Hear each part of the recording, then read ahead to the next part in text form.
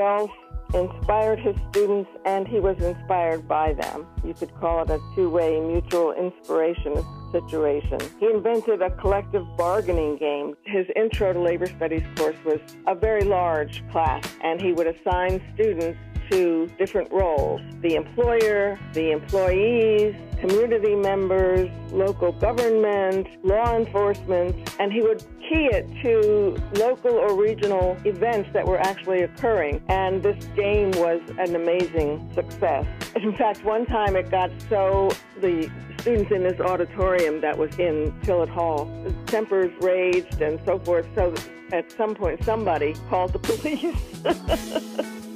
And the police came and they found out that everything was perfectly fine. This was just the way the course was supposed to go.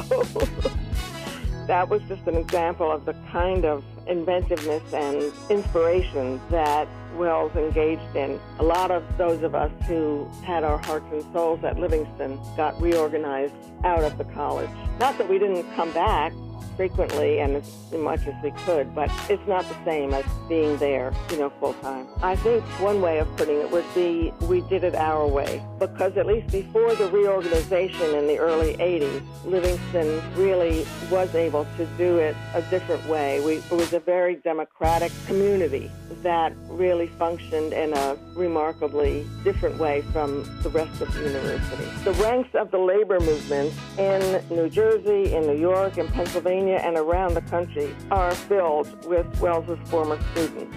I think he would consider that one of his major contributions. That his students actually went into the work of the labor movement was, I think, very important to him.